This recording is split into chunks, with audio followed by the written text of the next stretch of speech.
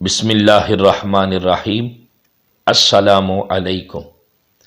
اچھی خصلتیں 360 ہیں۔ بڑی ایمان افروز حدیث مبارکہ میں آپ کی گوش گزار کرنے لگا ہوں۔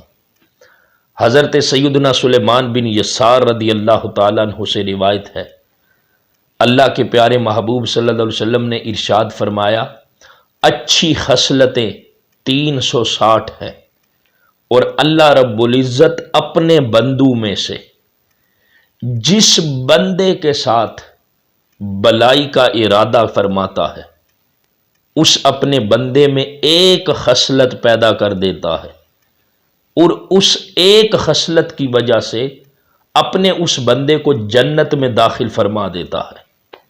ان 360 خصلتوں میں سے صرف ایک خصلت بندے میں پیدا ہو جائے تو بندہ جنتی ہو جاتا ہے۔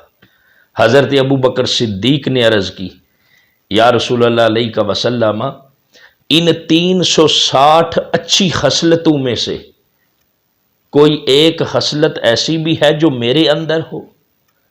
ان 360 خصلتوں میں سے کوئی خصلت میرے اندر بھی ہے؟ اب سنیے میرے آقا نے کیا فرمایا، اور شان صدیق اکبر سمجھنا، خلیفہ بلا فصل حضرت صدیق اکبر رضی اللہ تعالیٰ عنہ کی عظمت دیکھنا۔ جب عرض کی، یا رسول اللہ علیہ وسلم، ان 360 اچھی خصلتوں میں سے کوئی خصلت میرے اندر بھی ہے؟ میرے آقا نے فرمایا، ابو بکر، یہ 360 کی 60 خصلتیں اللہ رب العزت نے آپ کے اندر پیدا فرما دی ہیں۔ قربان جاؤں حضرت ابو بکر صدیق کی عظمت پر کہ ان 360 اچھی خصلتوں میں سے ایک خصلت بھی بندے میں پیدا ہو جائے تو وہ جنتی ہو جاتا ہے۔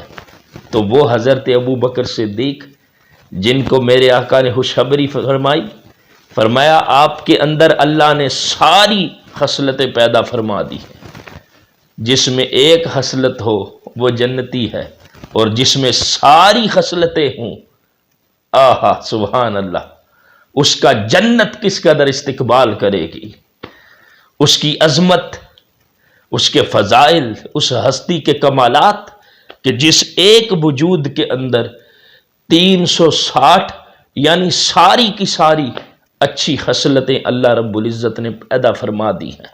وہی ہستی خلیفہ بلا فصل حضرت ابو بکر صدیق کی ہستی ہے۔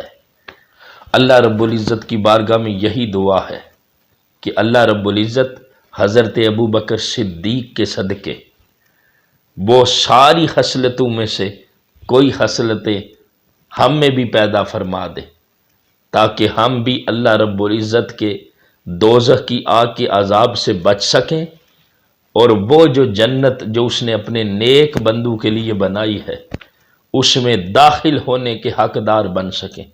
آمین بجاہ النبی الامین۔